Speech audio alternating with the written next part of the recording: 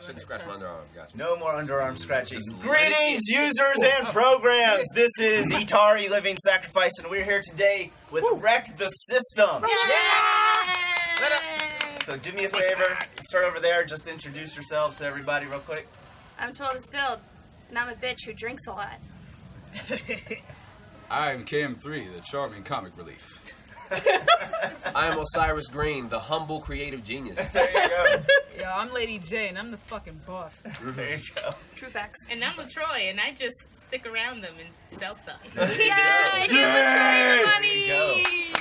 So one of the topics we're going to be talking about today is teamwork. Okay. And the reason I wanted to chat with you guys about this is I have never seen an example of the teamwork like that you guys exude. Like constantly, it's a beautiful thing to watch, and kind of to get into that. I heard about a little bit about your origin story, right? Like how you guys all came together and how you started performing together and all that. Could you guys go into a little bit how that started? Because I heard like basically people just assumed you were a band. Yeah. Kind of tell us how all that happened. I can start with that. So basically, I opened a recording studio called Wreck the System Recordings. It was me and Cam, at first, and we had a project specifically where we wanted to bring like people from the nerdcore community together and just, called Tokens, and just make this awesome compilation project. So I remember meeting Twill Distilled like maybe a year earlier at T-Mode, so I reached back out to her. Ironically, we ran into Osiris because he won a freestyle competition against 1,000 MCs, and we were like, that, I want to see, You don't pick anybody, pick the winner, right? Yeah, you pick the winner. And it so happens that he was also in the culture. So when we did the album, it was really dope. It had a lot of different features, Mega Ran, Last Word Benders, and a lot of others. But we did a show at MagFest, and the people that we could get to come out was really just us. So we had several songs that we were together and solo and everything, and people were just like, "Yeah, Wreck the System, y'all are awesome." I was just like, "Oh, that's the name of the recording studio," but I guess. And gotcha. Honestly, it just made sense. So we went along with it, and it's been great ever since. Good to go. Yeah. Anybody else want to add anything to that? Oh, and Lady J is my girlfriend. Yeah, Put it down now. That Put it out there. Favoritism. Put it out there. It wasn't on purpose. It just happened. Yeah, it just happened. They used to have rapper crushes on each other. So- And suddenly he's like, this is no longer a PG show. So much editing in post. Cool. So kind of talk a little bit about your roles. Like it seemed like it was just natural for like the roles that you guys chose. Or like did you pick and choose? Okay, I'm gonna take over this. I'm gonna take over that because you do a lot of the art. You do a lot of the media stuff. It just seems like everybody has they shine apart, and when they come together, that's what makes the magic. Like Voltron. Does that Okay. make sense? Yeah, You got that? so, yeah, Like totally Voltron, does. exactly. Yeah. Like Voltron. So I think the cool thing about being in this group is that everybody really does come from different backgrounds. Like clearly I'm not black. But I am in the group. What? Many people would like to not believe I'm not in the group. I'm in the group. And she's a dope ass rapper and writes her own shit. Thank That's you. right. Hell yeah! But because we come from so many different backgrounds, and we come from different, parts of Maryland even, with different socio and economical backgrounds and whatnot, we all kind of became who we were as people before we came together. So when we came together, it's really just been, a team effort, but it's like, okay, Twill handles the artwork and the social media and the networking, but that's just what I'm really good at. Because before I even did music, like, I was doing art stuff all the time. I did artist alleys, I went to conventions, I was a guest, blah, blah, blah. So I already had that background, but, like, if you heard my mixes and my releases before I started working with Wreck the System, you would be like, how the fuck did this bitch get so many shows? Because it's fucking terrible. Like, the lyrics and the melodies are there, but her mixing, oh my god, my ears are bleeding, make it stop. And then you've got, and... Hey, no, you don't have to roll your eyes so hard, all right? Listen, bitch. No, I'm just kidding. And then you've got Cam, who's, like, always been really into rapping and doing remixes and figuring out beats, and then Osiris has, like, a good cultivation mix of, he's the best rapper in the group. I'm not sorry. Like, he's the best rapper in the group, and, he's also started learning how to make beats, so he chips in with the beats and the raps, and then he also works in the studio as well, and he's an engineer. So like Jay is the head engineer because she's been doing this for 14 years. So like they take over with the engineering because that's what they're good at, and then like the three of us do a lot of beat work because that's what we're good at. Right, and also Jay I think has a great qualities, leadership and boss qualities. Yeah. Because when it comes, like we'll all consult over things to do and all offer different solutions, and Jay will take those solutions and be like, okay, this is what we're going to do with everything you guys have said. She'll take everything we give her and she takes us in the best possible direction, and that's why we've been able to grow, because we follow where she takes us. There's honestly no ego either. Like if that's the other thing. Yeah, like I've noticed every time, even before I knew who you guys were, that's it. You guys are always uplifting each other. Right. You guys are all like, it's always like, this person is awesome. Oh, that person, like, it's never about me. You guys have always, anytime you get a chance to, you're talking about how awesome the other people on the team are. Right. So working with a team like this, like we're all obviously, not to my own horn, like we're all very talented. The dope as shit. Humble. But you have to be humble at the same time. You know, like if Jay tells me like, Allie, I love you, but that mix sucks, and I'll be like, you know, you're right. You are absolutely right. And if she draws something, I'll be like, Jay, I love you, and I appreciate the effort, but noses don't look like that. And Not she'd even probably anime be like, noses. she'd be like, I was trying to draw a dog. Oh, and I also say this because so LaTroy, she's my frenemy. She's like my best friend enemy. And Don't you talk about my wife like that. The thing she does, like, she didn't start selling merch till like recently, but when she was also a bartender at our the party we throw. Yeah. When I tell you this. Dude, this is gonna be recorded, but don't you ever bring this nice thing I'm about to say about you. I'm gonna hold it. She has an extremely attractive personality where people, like, she left with so many tips. Like, she was there for like 10 minutes, left with like $300 in tips. Yes. I may be slightly exaggerating. But then, like, and then when we're doing the merch table and stuff, like, she'll be like, hey, you, and she brings people in. So her personality also helps bring people into what we are and what we do. So she's definitely a big part of what we do. Absolutely. Yes. I'm never saying anything nice about you ever again. I think it also helps, like, at the end of the day, yes, we are kind of business partners, but we're also friends. So, like, you know, if we need to be like, bruh, like, we have this thing called get your shit. You know, you remember? Get your shit. Is that like an intervention? Yeah. Pretty kind of like, look, out of the four of us, you know, or out of the five of us, or out of the six of us this weekend, you slept in, you got drunk, you had a hungover, you vomited on your bandmate, blah, blah, blah, blah, blah. Get your shit. Like, we're just, like, saying, like, get your act together. Yes. Love you. Not calling anybody out here. No, it's totally worse. But he'll totally get me back at the house. Like, there'll be times, like, but because we're friends, we're able to, like, pick on each other like that. But I think it's needed, because if you're just nothing but, like, nice all the time and you hold it all in, that's how resentment builds. Yeah, I also want to add one more point in that before joining Wreck the System, before we ever came together, I was fiddling around with beats, and also I've been writing rhymes for a while, but I never really had like much of a direction or anything like that. And a few times that I performed for like talent shows and everything like that, Jay was the one that put me on. She was the first one to take my beats seriously and really like, that's when she was working in the studio and really gave me like an outlet for like recording and stuff like that. And like these, like where we are right now with Wreck the System, these guys we push each other to be better. In terms of where we were before, we know that it takes a certain level of polish, it takes a certain level of discipline, and it takes people in your corner that are willing to say, you know, not say like not a bunch of yes men. We all have our best interests at heart, and we all try to push ourselves to be better performers, better entertainers, and just better people in general. And I will say this, I'm just gonna say this. Say this one. Cam 3 is a sample god. He sample God, because we sample things is it's amazing. You know, and like you guys see, you have to also understand, like you guys see like the very like happy, well polished, put together version.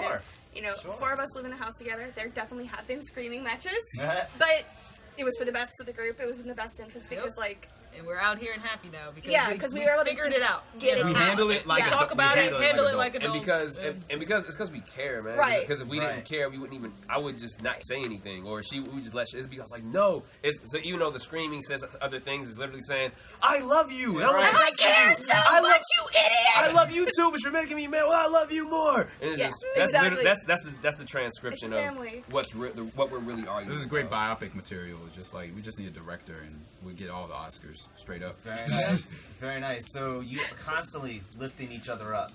constantly, you're pulling each other up as opposed to and reps. checking each other. Yeah. Your level of quality, your level, what's the word I'm looking for? The level that you guys want to get to is all the same. Like you all take it just as seriously. It sounds like you all want to make it as far as everybody else. Further. No, but as everybody else in the group. Everybody in the group. Yes. Well, like, they say in sports, and they say like just any kind of team activity in general, like you are only as strong as your weakest member. Yes. And it's true. You know, if these three are busting their ass, and I'm sitting on the couch texting the whole time, which is totally something I do. You know, there's only so far these three are gonna get if I'm constantly acting as an anchor, weighing them down. So, with being so open and honest with each other, we're able to be like, we know you can do better. This is not the quality we want. Step up or ship out, you know. But we've never gotten to the point where we've had to say step up or ship out. It's just like, get your shit, and we're like, okay. I think to close it, it's really more so about we all want the same thing. Yeah. So as soon as one person says something, there's no different outlook. There's no arguing. We all literally want the same thing in the same way for the core of it. And that's what makes it happen. Good to go. Okay, so switching topics a little bit. So, what I think a lot of people don't understand, growing up, people say they want to do things all the time. They they want to do things. I want to do this, or I want to be a singer, or I want to be an artist, or I want to be whatever. I wish I could play guitar. I wish I could rap like you.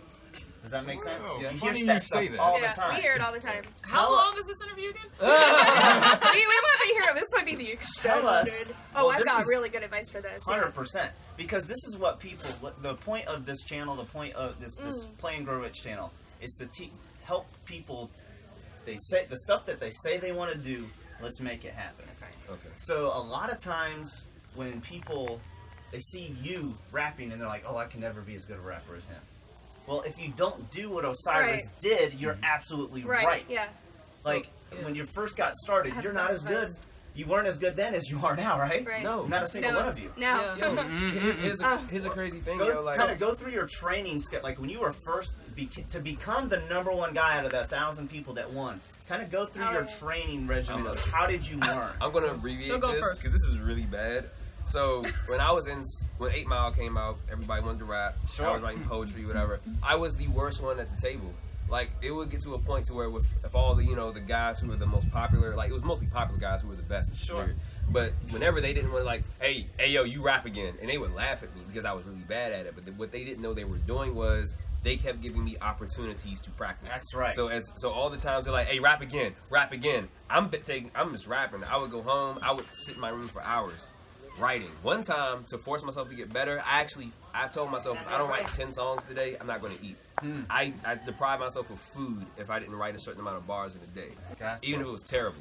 I would record my freestyle. I have recordings on my laptop I might give to you. Nice. It's just straight fucking shut up! I'm just straight like this is what I do with. It's just straight like practice. Yeah. But I do that, but I've learned to do that with everything. Absolutely. Even before jacking for beats, the way I prepared to even win that, I sat down and I wrote every single day. I wrote 30, 40 verses for one night, and the thing was, I didn't use any of them because I was prepared up here after I did that. So it literally is a lot of time. I've heard a quote of some point. Basically, back in let's say the 1800s, there was a famous violinist, and he played a show, and during the intermission, a lady came up to him and said, "Oh, whatever his name was."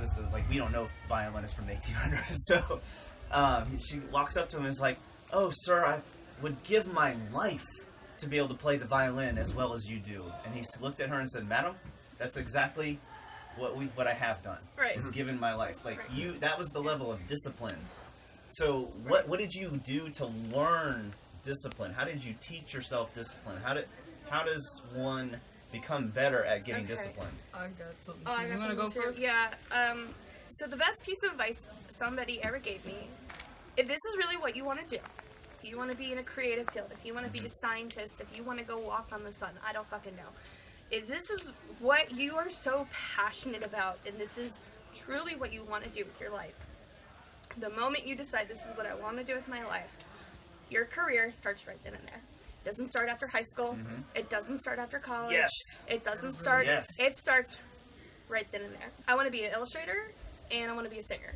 And I was like 16, and he was like, your career starts right now. There will always be somebody better than you. I don't care how hard you work.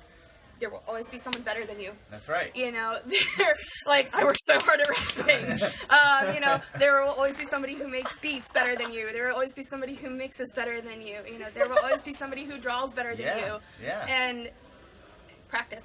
Like, that's what you can, and much like your quote, you know, from the 1800s, a lot of illustrators, because I work full-time as a graphic designer and illustrator, I hear that a lot. Like, oh, I'd give anything to be able to draw like you. Right. Like, except for 30 minutes a day to practice the basics. Like, and it's much like anything in life. Like, you will never get there overnight. And if you think that way, you are going to just be sorely disappointed and frustrated with yourself, and it will make you give up. It's like leveling up in World of Warcraft. Exactly. It takes a long ass time to get to level 80. Right. So with anything that you want to do, if it's worthwhile to you, you will take the time to do it. You will take the time to do it right. Perfect practice makes perfect. Not practice makes perfect. Perfect practice makes perfect. Okay. I swear I speak English. And she raps too. And I rap in English. And these things take time. If you think it's going to happen overnight, you are setting yourself up for failure. And it is okay to fail, because when you fail, that is how you learn and you grow. You got to look stupid on stage a couple of times. You do. You got to be willing to go through that part of the process. If you're not willing to go through that part of the process, you will not. And part of the thing too is like, if this is your dream and this is really what you want to do, there are things you are going to have to sacrifice. I'm sorry, you cannot have it all. The thing I sacrifice the most is sleep and time with my boyfriend. Like, people ask me, I don't know how you do it. Like, I work full time, then I come home and I get my commissions done, and then I'm working on beats and working Boyfriend's on over there, by the way. Boyfriend's over there. You know, and then we've got practice and everything like that. Like, if this is really so important to you that this is what you want to do, you have to prioritize. Like, what am I willing to give up to make this dream happen? How did you learn that in particular? Because that's something that it took me a long time to learn. I think I can touch on that. Yeah. So, all this stuff, there's different parts to it. I think the mental and emotional part is what I can talk about. You have to actually, I find it's funny. The motto of our company is be who you are without fear. But fear is what got me here. Yes. And the fear that I had was actually not succeeding. Yep. You have to be like so afraid to, you know, fail and actually fail. Not fail one thing and get back up and try again, or learn from a fail. Like, overall, giving up a dream, constantly looking back, seeing that there's several years gone by and you haven't actually grown. That is the scariest thing to me ever. 100%. And that is the motivation that will actually push you to sacrifice all the different things, to sacrifice eating, to do all this stuff, because that is a genuine fear.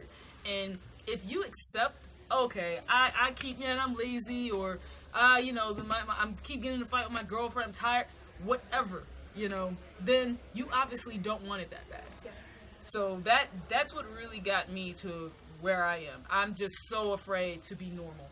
That's right. I think for me it was like, growing up I had two passions. I really wanted to be an artist and I wanted to be a musical artist. So the safer route for me was I went to school and majored in fashion design. And I was like, I know I can get a job in New York City as a fashion designer. I know I can get an art job as a graphic designer. Is it what I want to be doing? The crazy thing is there's so many people that say they want to be a fashion designer and they're so scared to fail at that. Right. That they do anything else but fashion design. Right, like that is kind of funny for me. I'm like, oh, the easy route was fashion design. The easy route for you was fashion design. Yeah, it's a calling. Yeah, it's a calling. Like, you try to go away from it and sometimes you can't. But what you got to add? Yeah. Well, yeah, I'm gonna be quick. In terms of, for the people. Yeah. Shut up. All right, so let somebody else talk. For the people that we run into a lot of friends and a lot of people that are kind of like, oh, I wish I could be like you. I don't have the skills. I don't have the things. And the thing is, like, in terms of like when your career starts, when you want to start you just have to take it. You just have to put one foot in front of the other and Get start. started. And actually get started. And it's a lot harder. It's a lot harder. With me, in terms of making beats, I've been rapping for a little while, like going up into, I think from starting in middle school, working my way up through college. But I always thought for a second I never really had the gift for like making beats, and I always thought I wanted to make that. Sometimes I would I would have this little concealed keyboard. I would have this little concealed keyboard making little melodies and stuff like that. But I had no musical training. I played like alto sax and band for grade school up until high school, and then I ditched it when we transitioned to marching band, and so I forgot everything I learned. I didn't know how to read music. I didn't know how to do instruments and everything like that. All of that was just gone.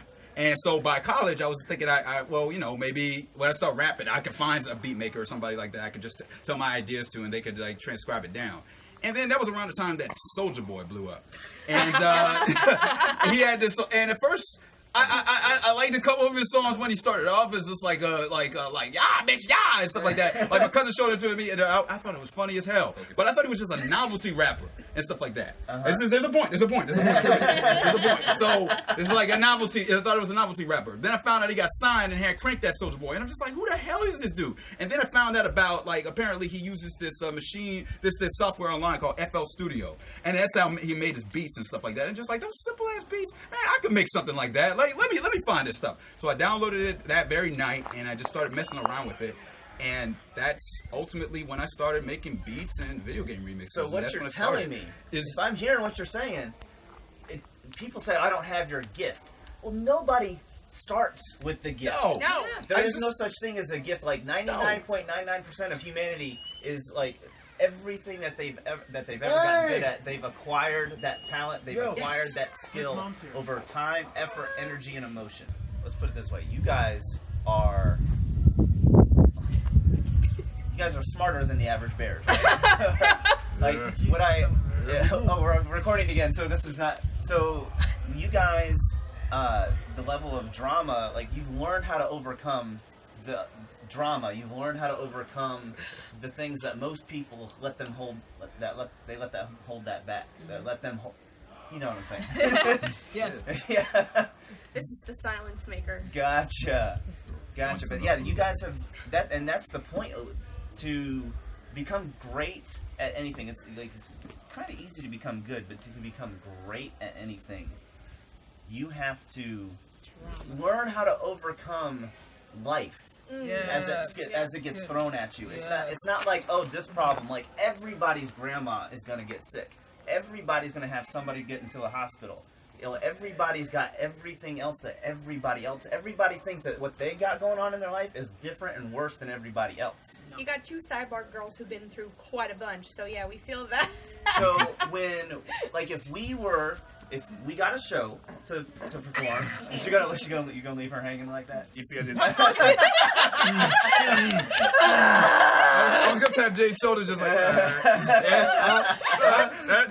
Please. This is like the last time when we interviewed and you said you were the best female rapper. Dilena. So it's the ability to handle life as it gets thrown at you. It's not your particular level of skill, really, because you got to make time for practice. You got to make time. So if we got a show, no matter what's going on in the outside world, we got a show. Like if we were in a Super Bowl, I can't show up to the show because it's Thanksgiving. Well, that's what we do. We perform when everybody else isn't. We postpone. When the masses. Postpone everything. We postpone having families. Postpone getting houses. Postpone. I'll tell a quick story, So before I even met them, I was working a job at Georgetown. Can you see his face over her hair? Okay. Yeah. I was working at Georgetown as an AV technician. I was making $25 an hour. I had 40-hour weeks plus overtime, and the fucking our supervisor who was a bitch. He left on some really bitch ass shit. I'm sorry. I don't like the way he did that. You sound so. And That's how you feel. And so our manager was like, yeah, man, you might get this position, and that pays more.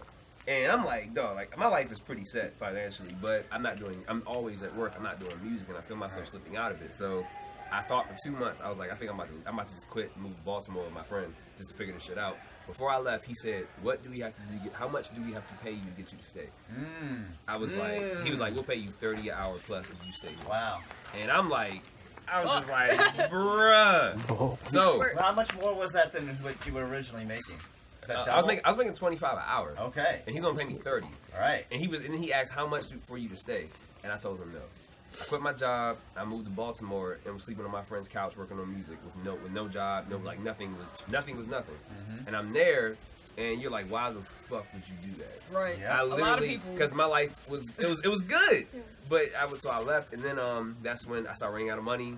Yeah. My computer stopped working. Like, shit was getting really bad. Yeah. And they kept telling me about this rap competition to do. I said, rap contests are bullshit because I lost so many and I also got cheated out of a couple. I said, I'm not doing no more rap contests. And it kept fucking popping up. So, fast forward. This is like, I'm at my parents' house in Clinton, Maryland. This is the last day to audition. And I see a thing on Twitter that's like, we're at the BK Miller's, 5 minutes away from my house, and we're leaving at 7 o'clock. Rap van is up to audition for the contest. It's 6:40, and I'm contemplating whether to take a nap or go. Wow. And legit. So I finally was just like, by the way, everybody has contemplated that before. Yeah. They definitely So have, and I was not in a good place. So I said, fuck it. I'm gonna just go. I'm gonna just audition because I just feel like rapping. I didn't even take it serious. So I drove there, and I was the last one, and I auditioned. And my audition is still on. I had Bush, Big Shirt. It's still on YouTube. And I auditioned, and after that, you hear the rest. Right. I won the competition. I met Lady J. We did MagFest, like, all because I didn't take a nap. You know what I'm saying? It's just like, but it goes to show you, like, my life was in a very comfortable, very, like, financially stable position to move forward, but I gave up all of that because, like Ali said, like, something just wasn't right. It's a series of moments. Right. So, Series of moments that bring us all together. Yeah. The thinnest threads, the butterfly effect. So all that bullshit, like, but the money and I gotta get, like, I literally sacrificed everything. And I didn't even know I was gonna. I sacrificed. And one last thing, I also then I'm done. I made peace with the fact that I wasn't gonna rap no more, bro. Before the rap, I said if I don't win this, I said if I don't win this competition, I'm done. I was like, I am done because I have no money. I legit had nothing. I was like, if I don't win this $5,000, I'm done. And what I did was I legit made peace with it and said, you know what? It's okay. I said, I did everything I possibly could. I tried my best. And if I lose, so be it. Wow. And I went on stage that night, so this is the last time I might ever be on stage. Wow. And then I won. And I was like, shit. If we all played like it was our last time. But then I was like, shit, I gotta keep doing it. I could have back to work. Damn it. Back to work. She keep pulling me back. Crazy stuff. Definitely had some stuff. Yeah, a little tidbit about mine was coming from a really emotional place. I was working at a lot of studios, because this is kind of where it came from. You just started the studio. I wanted to rap. I'd always rap. But I got the opportunity to open a studio. This is when me and him got like a little 1-bedroom apartment. The studio was in the living room, and I was sleeping on the couch. Wow. In order to run this, he had the room in there making beats all the time, so it's separate from the actual studio. We were making it work. And I had somebody I was dating that like cheated on me around this time, and it's like, okay, you always have relationship issues, but then my mom died. And every single day was a struggle. I had to like run back and forth in the bathroom and run sessions because I was breaking down and crying in the middle of the session. I didn't want to go anywhere, and legit, between MagFest, I know he pulled me to the first MagFest, where that's when the ideas started formulating, like, yo, we can actually make a brand about this, make it a little bigger. Mm-hmm. I did not want, I swear I remember that day, I did not want to go to the Jack and Beats contest. I was just so depressed. And again, it's like, yo, no, something was really telling me to get out there, then I meet him. And it just kept going like that. I got past probably one of the most traumatic things that anybody can ever go through, especially when they're really close to their mom. Mm-hmm. And now I'm here. You cannot let life hold you back. Absolutely. So you guys have the same fears that everybody else that's listening and watching that they have. Oh, yeah. You just decided to do it anyway. Do it anyway, exactly. You'll always regret it if you don't. Exactly. Do it anyway. You always regret it. And that's what I feared. I was like, I do not want to regret this. I do not want to regret not giving my all. Yeah, I don't want to be on my deathbed and be like, well, what would have happened if I tried? The pain of discipline versus the pain of regret. Right. Did y'all hear Les Brown, my favorite? You know Les Brown, Yeah. motivational speaker. He had this thing. He was like, when you die, he's like, imagine all your ideas and dreams all hovering around your bed, looking at you in the face, saying, only you could have gave us life, and now we have to die with you. Damn.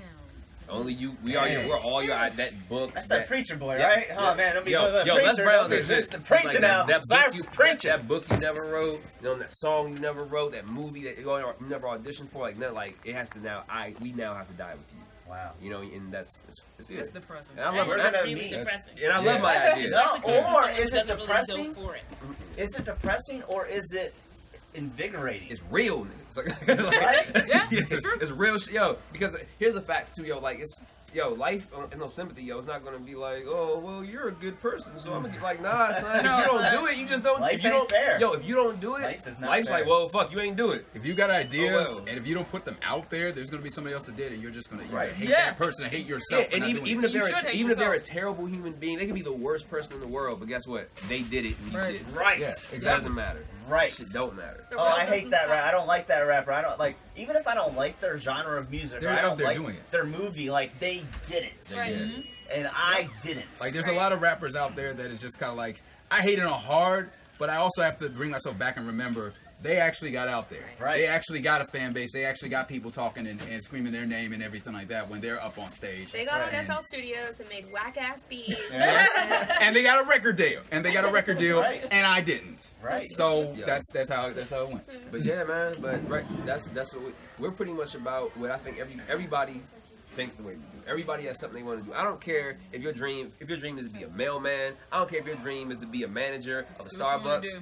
I don't care what your dream is. Uh-huh.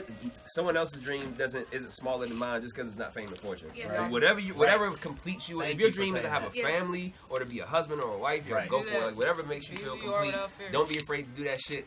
Do that shit and at least try. At least if you try, you can be like, well, fuck it. I tried, so I gotta do shit now. But like, at least try, yo, so you can not do shit in peace.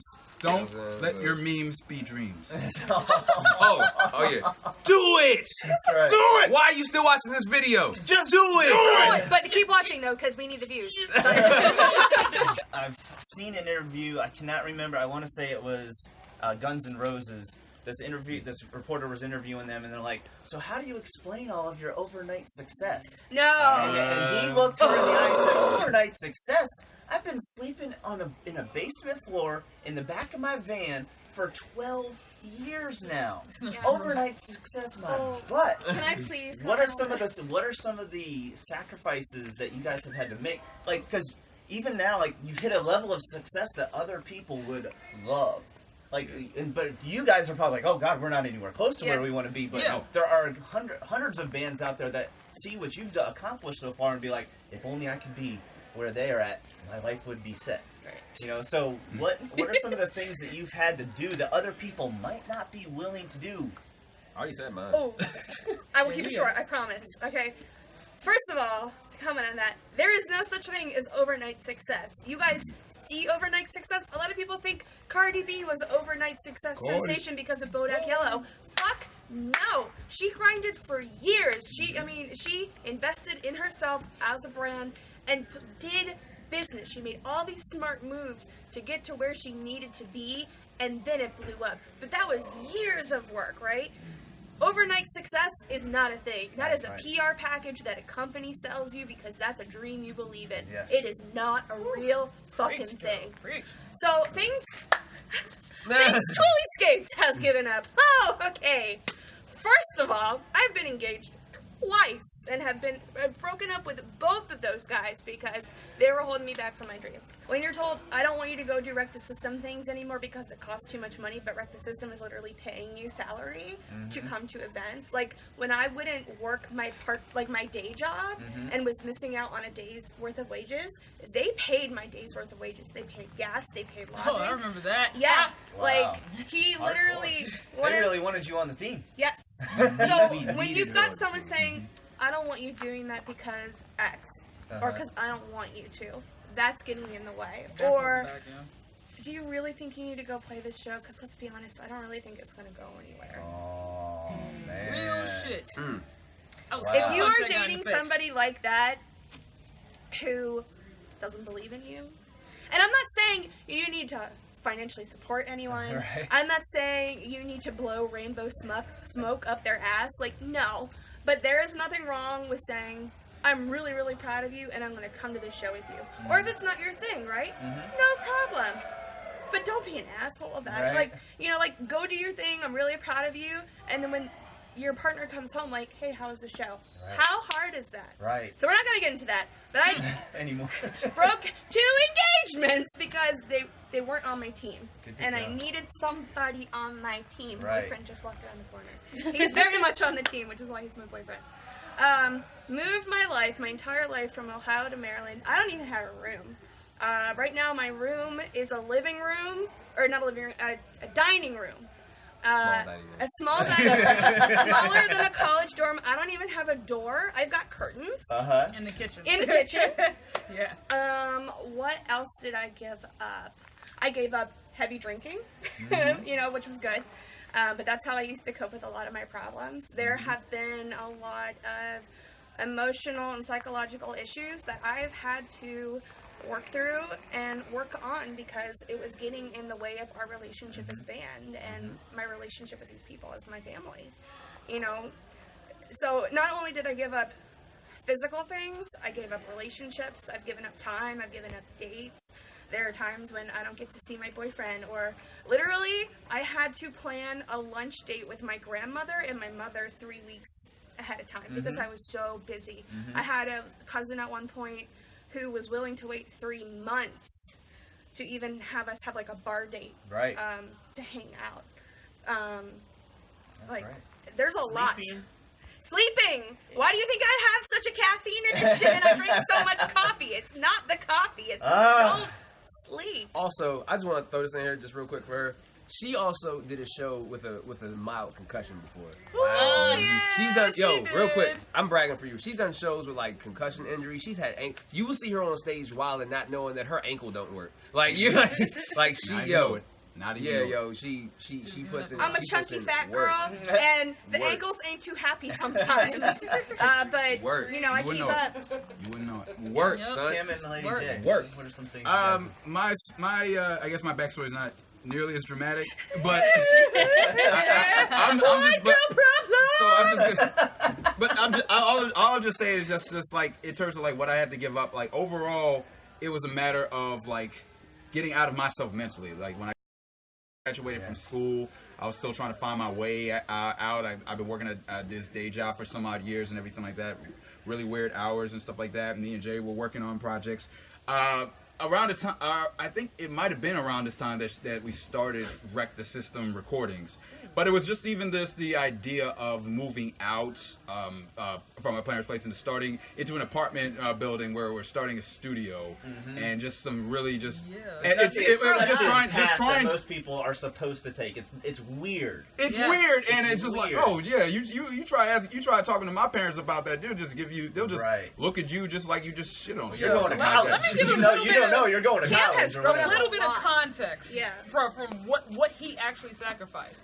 If you imagine there's a booth in the closet, his room is right here. He has to get up, go to this really stupid, fucked up job every morning, sometimes getting up at 4 a.m. with people just rapping really loud in the booth and me blaring and, having really late night sessions. He has sacrificed a lot. And comfort and security is definitely a big thing that people don't want to give up. But again, it's like just taking that one step out of the door, because I realized, knowing myself, if I had stayed where I was, or if I tried to be like, go behind the background, just like I help out from afar, I was going to get complacent where I was, and I wasn't going to get to where I wanted to be.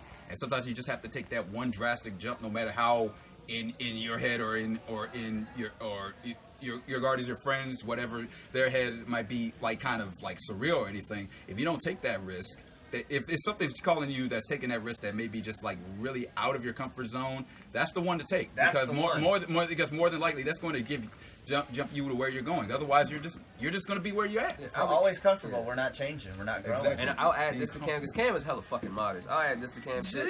I think out of the very little social life that we all have, we all really have to make time for our friends and family. Cam probably has the least. amount of social Like life. legit, like yo, works he way will, more. the fucked up job. Really? He'll go to his fucked up ass job, man. And they, day job. you know, whatever. But you know, he they work with him with the shows and shit. He'll go to the job like hours, come home, practice, stay up in his room working on beats. He still won't let me fucking hear. Work on beats till like 3 fucking in the morning. Get up, go to work. Hey Cam, you want it? Like, I gotta go. My Uber's outside. I gotta go to work. And it's just like this nigga's always on the fucking go. And that's why it's like when he finally has a fucking moment, we're chilling and talking. And it's like, yeah, life. I gotta go to work. Let's get to work. It's like this motherfucker's constantly working. You know what I'm saying? So I think if anything, he sacrifices like the most time. Wow. Cam Like, is the the kind. most time. He's the kind of person who will put others before himself too. Very nice. Constantly, like if I'm like Cam, I need like there was But he literally. seems like he's very good at prioritizing as well, and he does know when to say no. I mean, from what you just said, like he has to prioritize. he does. No, he does. He has to. You guys have I mean- had to. How many times have you had to say no to things? In order, like you have to say no to a lot of things. Definitely, It's not- To definitely. be able to do the things that are on your path, and he wouldn't be able to. He has had to say no to sleep, obviously. Right. Oh yeah. A lot of It's the time. it's definitely a lot of rewiring and relearning. I've been learning with you know, with the bands and whatnot, and trying. But you know, And these it's a past skill few set that you can learn. It's not something prioritizing and learning to say no. It's something that you can learn. With this yeah, like it was it's still a lot of things. Like I don't even have a car at the moment, and it was a lot of stuff like in terms of finances. I was going to stay at home just to build up my finances. You know, get myself get a car, get myself together. But you know, life doesn't come at you like that. Sometimes it's just like you have to make that choice. You have to go out there, and to this day, it's still one of the best decisions I ever made. And you know, it's definitely a lot in terms of like, you know, ground to cover in terms of like, you know, where I'm at and catching up on life. I just turned 30, so you know, I'm still trying to get out there in the world and everything like that. But where I'm at right now, I definitely wouldn't be going back. I definitely don't want to go back. You like 22. Yeah. You just saying that. 22. You just being nice, and that's a big thing. Oh, black don't I'm gonna interject real quick. The day Jonay's mother died, she had a studio session and didn't cancel. The Wow. day. Wow. That's what I'm talking about. That's what I'm talking Because about. there have been times I'm like, I don't feel Because like it. the people would be like, why would you do that? That's your mother. If your mother loves you and cares about you, she would want you to be chasing after your dreams. What are you gonna do to help her now? She's already not with us. And my gosh, I commend you for that. But if your mother looking down on you, I bet she was beaming with pride. She is. She Yes. was beaming with Yes. pride because Yes. you Yes. are chasing after your dream like I wanted you to, my dear. No, I hope you don't mind me saying absolutely that. right. I'm assuming something. If I can interject real But quick. it's right. If I can do it, like, If I can interject. Now you gotta say this to her right now. Somehow James turned to a black woman. You're stealing my superpower. If I can interject real quick. quick, for those of us that didn't know her, Channel. Jonay's mother was the epitome of a supportive parent. That's She was awesome. like down since day one. Like when I first met Miss Crystal, she was always the type of person. I mean, of course, always beaming with a smile. But of course, she always was looking out for Jay. She always was like following her dreams and everything like that. She was always keeping up with like her music thing, and she was always the loudest one. Going When at to any concert, she was cheering. She was Freaking things. yeah, no matter. Smoking hookah. Yeah, and having fun doing it. Like even when issues of her health came, it never got in the way. It never deterred her Nice. Yeah, from she's still being smiling. there. She encouraged you to get out there instead of Yes. sticking around and. Exactly. So I'm So definitely much sure. so she was like, "Yo, you don't have to clean up. You're gonna be rich. You're gonna have a butler do That's it." right. I'm like, okay. Yeah, Don't even know how to do that. 100%. Yeah, but over the years we learned to clean up after ourselves. Living in the same house. You know. I've learned to be very you tight. know, What's that? outside of that, 'cause that was definitely one of the biggest hurdles. I think I've sacrificed a lot of the same stuff: social life, money, you know, security, comfort. But sometimes people like to be able to look in their future and know what's going to happen. Yes. You know, and with something like this, you have no idea. You can end up homeless or, you know, just having the absolute worst happen. And people get really like, I don't know, you know, it's almost like they have to hang on to the thing they hate just because they would rather not take this risk. So when I hear like the term risk, like, oh, you got to take a risk, that's the thing I see constantly, because there's so many people that I talk to, and I have talked to a lot, who want to be like me, do things like us, you know, whatever. But the things that they're talking about is, oh, I have to do this, I have to. Who is holding a gun to your head and telling you have to do anything? You were doing that. So I think that's one of the things. I don't know what's going to happen in the next month, you know, but it doesn't matter because we heard. Have you guys seen that interview where Jim Carrey is giving the speech in front of the school? He's like, my dad lost his job. And basically, like, you could become homeless doing the thing you hate. Right, because he said his dad was just as funny as him and wanted to be a comedian, but he chose to be safe and get a safe job, and he lost it any goddamn way. But here's what I want people to understand. Get the safe, by all means, get the safe job, because you got to have a way of funding everything. Like, people think, oh, if I can't do it all 100%, I'm not going to do it at all. That's true. That is did that too. Bull crap. It's called, you work your butt off 8 hours a day at the job, and then you work another 8 hours at your dream. Like, it's not, you don't have to give up one. You don't. No. And if you do give up one, give up sleep. Give up sleep. Who needs sleep? Yeah, I just got to the point where I could quit because I was working with autistic kids for 8 years. And, you know, select jobs, GameStop here and there. But I got to a point where I saved up. I opened a company. I was able to support myself. But what did I sacrifice? On the side. You started Sleep, it on the side. Food, money, social life. So working and then working again. Nothing but work until it'll slack up a little bit, you know. Because right now I feel like I could kind of have a social life. A little bit. Just because I kind of have one job, but that one job requires a lot. So because it's a business that you own and run. So what I'm hoping is we are your social life. You know, this really is. This is a fun This is you're working right now. You're working right now. We're having fun and smiling. Right. So LaTroy, this is LaTroy. So as like you are always. Every time I see you, you're always there. You're always there, and you like obviously these guys would not be able to do so much without the support and the love and care that I see you. And what's the other girl's name? Cecily. Fantastic. When I was at one of your guys' parties and they were bartending, and I know that they walked out of that room with at least $300. You had a big part in that, but yes, go on. So, what are some things that you have had to do? Like, you've got to give things up too to be here. To be honest, I didn't really have to give up that much because one thing I can say for sure that she's always known that she wants her friends to be there to keep supporting her. Because since high school, she was just like, I'm going to be a rapper. And we're just like, oh, sweetie. That's cute. We'll help you in whatever way we can. And it's just like, let her do what she wants. And then she's like, okay, she's serious. She's really serious. Yes, we still believe in you, sweetie. Keep doing things. But she was just like, if I can get you guys to help me and like repay you guys, I want to make sure that you're getting repaid. But it's not. So it's not.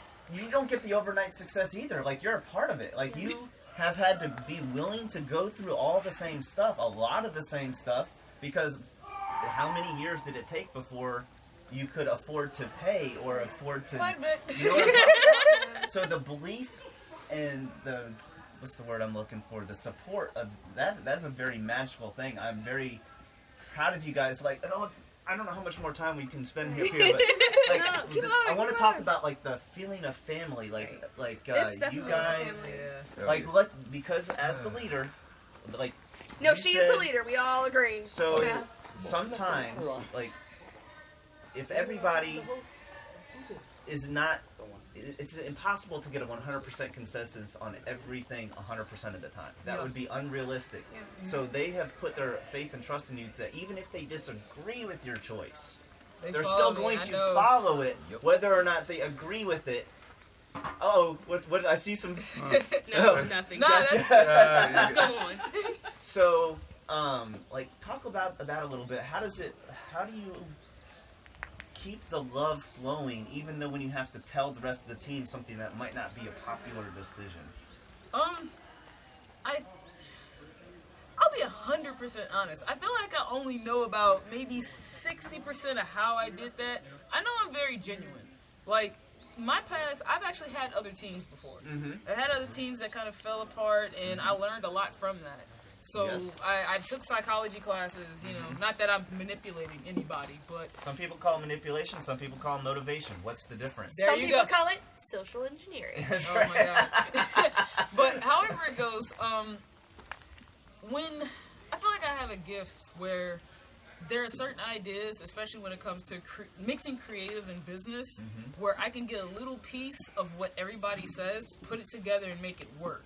And it honestly does take a certain combination of people for that to work in the first place. So, first off, it's a lot of it is them. You know, a lot of it is their communication. Your team. You didn't just let anybody into the house. No. You had to pick. Okay, we love each other, we care about each other, but at the same time, you had to pick people with a level. And I had to learn how to let people go because there are certain times or whatnot that I had to say, we can't do this no more. It's destroying the team. So I do have to make a lot of hard decisions. But I think a part of it is the success.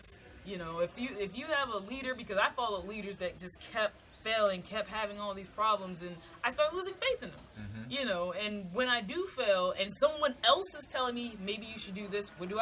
I don't have an ego. I listen.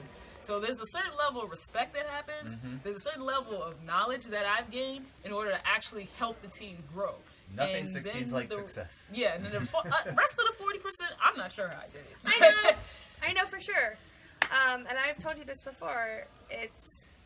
You're not a bitch. You're a boss. You know, but that's the thing. Like Jonay, and this is just how Jonay is as a person. It's how my whole team is as people. Even LaTroy, they're just genuinely good-hearted people. So I know if Jonay's coming down and she's like, we need to talk, and this is not okay, and I love you, and it's always, I love you, this is a problem, I need you to change it, how can I help you? There you go. That's probably a huge part of it. And it's never been like, you're fucked up and you need to fix this. Right. You know, it's, I love you, I want you to be on this team, I want this to fix.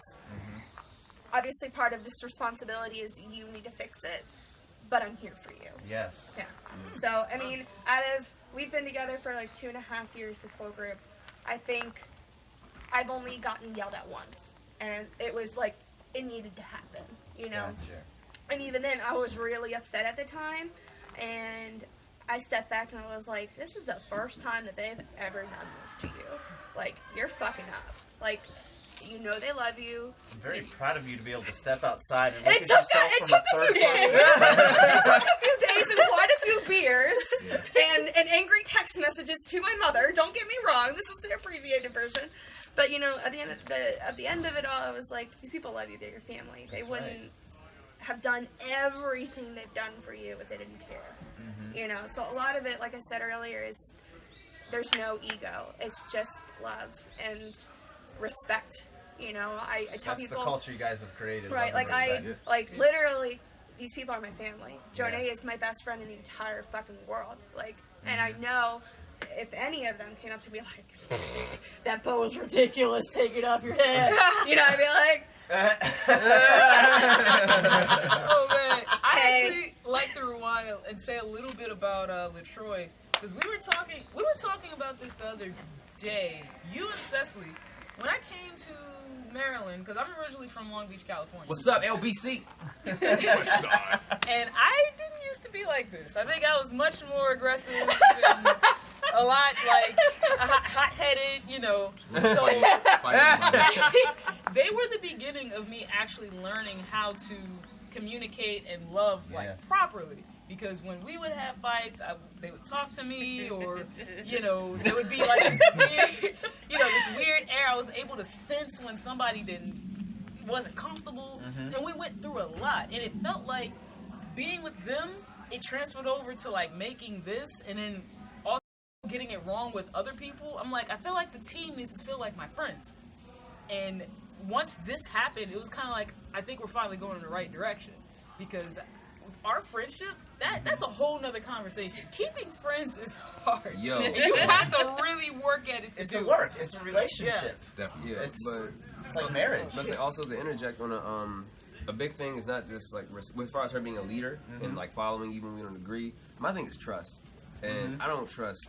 I didn't trust nobody. I was solo dolo for a long time. For stories that will be told maybe in a different question. Sure. But I can't tell you how many times like we also trust each other. The thing is how many times Jay has said something and I'm just like, I don't know, man, blah blah. And she was like, well, look, I want to still do it, and I'm just like, I trust you, let's do it. And it turns out for the best. And I come up to her like, yo, you were fucking right. I'm so glad I did that. But there's other times where she'll be like, y'all want to do this, and I'm just like, I don't think we should. And she'll be like, okay, well, what do you think? And then I'll say something, she'll listen, and it'll go right, but she listened to me. Right. And when she didn't have to. Right. So that is a very, and that happens a lot too. Janae always goes, here's what we'll do. There's a finger snap in there, huh? Accurate. Well, not always snap, but it's like, here's what we'll do. Gotcha.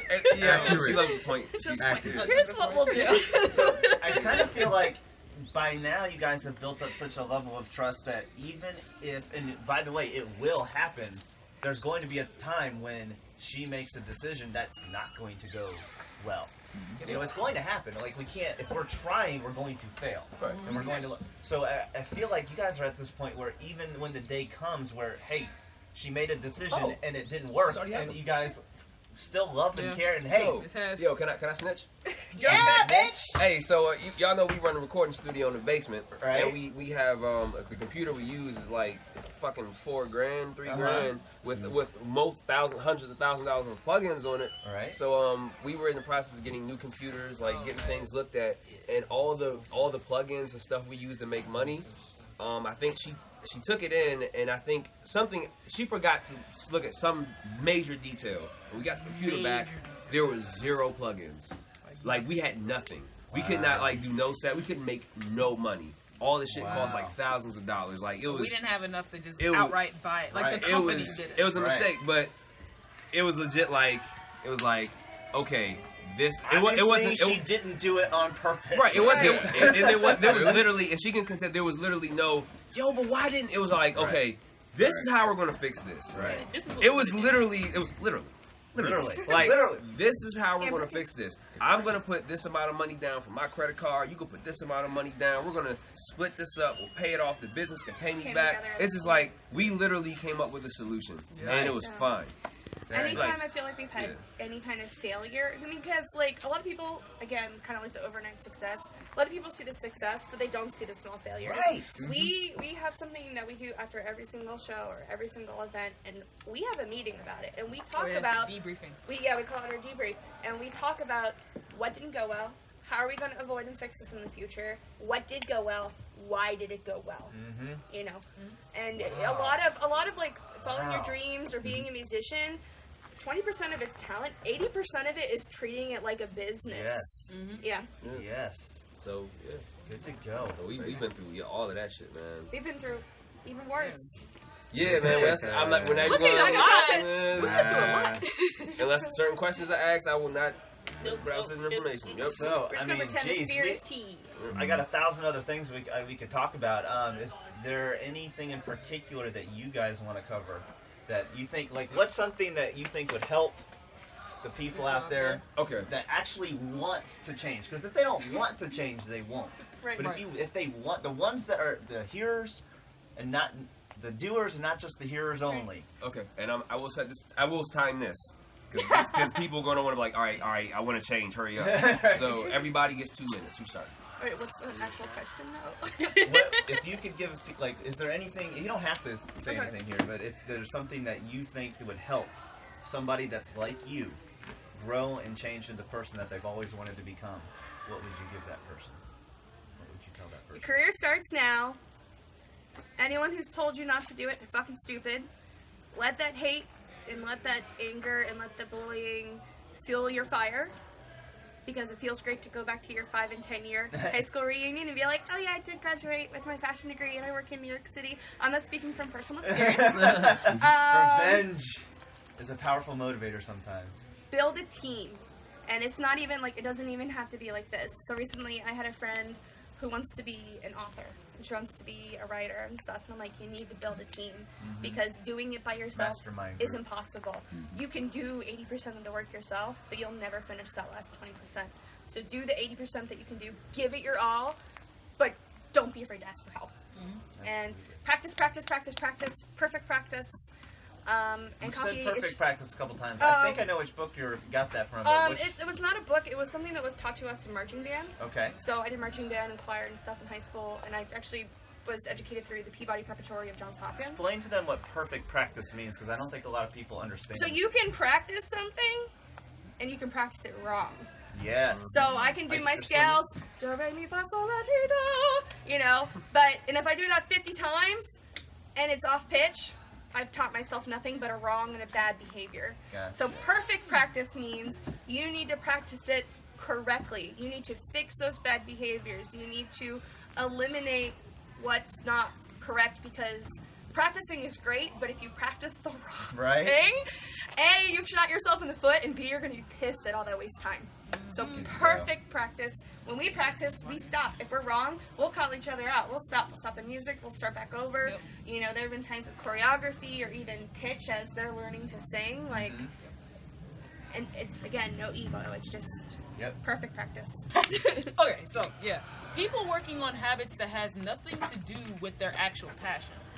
Because I think a lot of the times, the better habits you get, the better, you know, the ideal person you become, the easier it is to accomplish what you want.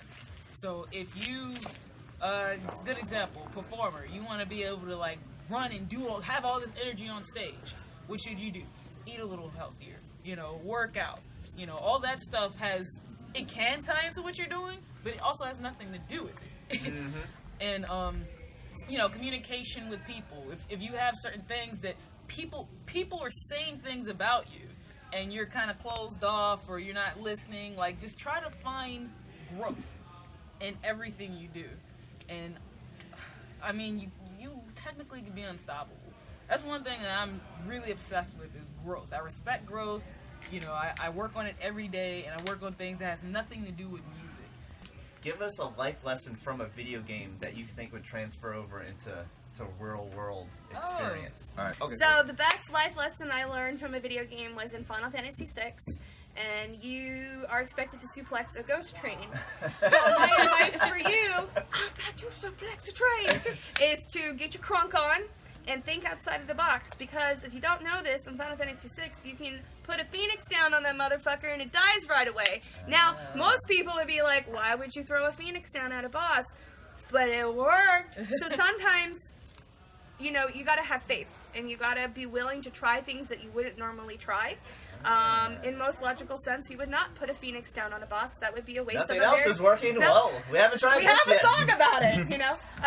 But don't be afraid to try new things, and don't be afraid to think outside the box. You'll be very surprised with the outcome that you get.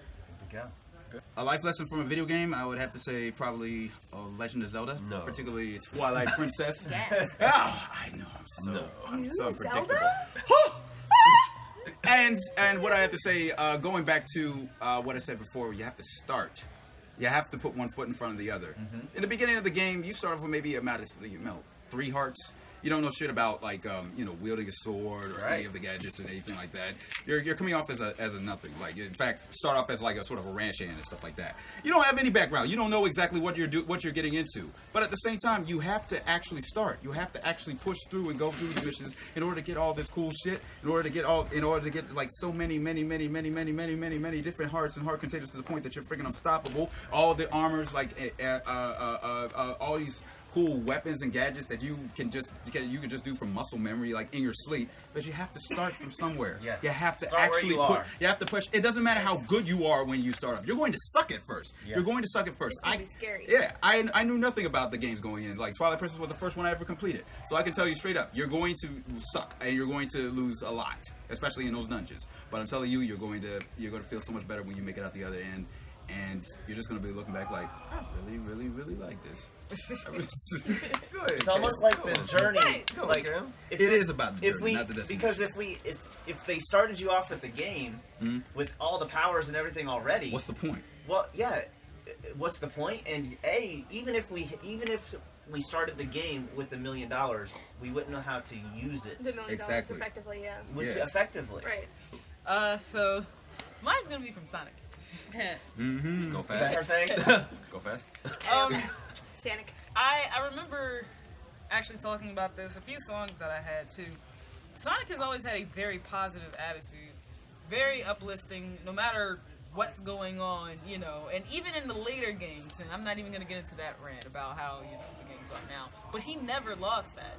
Like, especially I was trying the newest one. Forces. Yeah, I was trying Forces, and the world, like, literally, the world was about to be destroyed, Sonic was gone for a while, yada yada. But he came back, and his attitude never changed. He's like, oh no, we're going to do this. No, this is happening, so this is what we're going to do, and we're just going to make it work. Like, it never a negative thought. So I definitely use that. You know, when we have our moments, no matter whether it's personal or with the group or even outside of music, being positive really helps.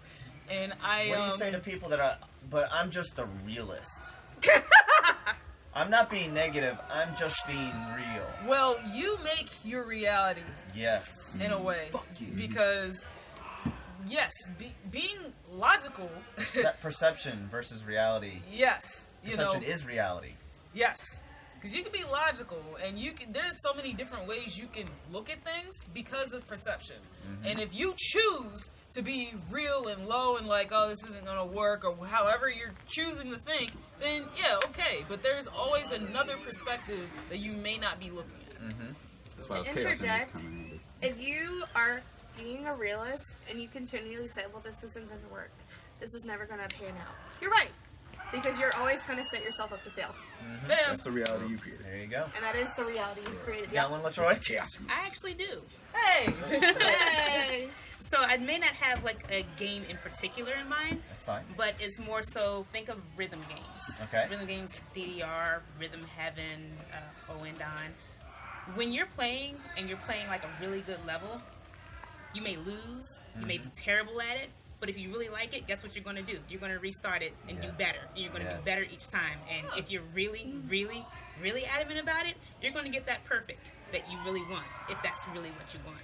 So instead of taking that first failure or that first loss and just being like, oh, well, I sucked at that, get up and try again. Absolutely. Oh my God! Did I really deserve a hug off of that? I never thought about it like that. I never thought about it like that. I learned mine from playing Overwatch, which is I fucking hate that game. You hate it so much. It's one of those things where I'm not using my whole 2 minutes. I hate this goddamn game, but it's one of those things where you pretty much you look at your team, you see what your team needs. You're not selfish like, well, I'm just gonna do this. Fuck it, we got like all fucking archers and no healers. I'm just gonna be a fucking archer. Like, no, nigga, you need a fucking healer. Like, you need to play. Like, if you want to win, you need to play. No, for real. Play, like, look at what you need. The team needs. Right, and if you want to, like, you can't just get all kills if you need to heal people. You know what I'm saying? You have to play your role because it's not about you getting play of the game. It's not about you just like, having fun is the thing. But if your goal is to win, you need to contribute to what your team is doing. And and you know what? And the thing is, if you do what you're doing well enough, you will be noticed. You will stand out. If you get like 13,000 healing and shit, you're like, everyone is like, yo, you get 6 fucking votes. Right. I'm a real nerd. It's like, yo, people are going to notice what you did. Also, like, you may have bad games, may die all the time. They may be cheating, or like, you know what I'm saying, like, or even if your team sucks, you can't say everybody fucking sucks. I'm doing everything. It's like, yo, you have to play your best in that game, and also like, and you have to also master more than one thing. Because sometimes you may need to master being a healer, or you may need to master being an offensive player and getting a shitload of kills, yo. Like, and you have to be strategic. You have to also do things that other people don't do. You have to stand out and do different things to win, because you're playing against thousands of other people who are doing the exact same thing you're doing. So if it's one thing over, and also you may have days like, fuck this shit, I'm not doing this shit again. And that same night you like, okay, well, I'm just gonna play, because that's what overall definitely teaches me to master what you do, be a team player, and sometimes it's okay to walk away from it because you know you're gonna come back. And you hate that because they have really good lore. Yes, yes, that might be your specialty. Being the attack might be your specialty, but that's just not what the team needs right now. So we gotta adapt the team, to our surroundings, and overcome. People support, man. You gotta play your role. That's right. That's right. Well, guys, thank you so much. Thank you for having this. me. Thank you so much. I enjoyed the heck out of this. I hope you guys did So as much well. fun. Thank you. So, What do we as win? always, hey, Wreck the System, check them out, wreckthesystem.com. Wreck the Net. system, everything. .net. .net. .net. Wreck- Not Wreck Those wreckthesystem.net. bitches at .com won't tell us the domain. Ah! Wreck the system Instagram, Fun. wreck the system Facebook, wreck the system napkins, wreck the system wonderful We're on inflating armband and Spotify, coins. iTunes, Caesar. So as always, give it a big thumbs up, subscribe, and we will see you on the next one. Remember to keep moving forward! Yeah.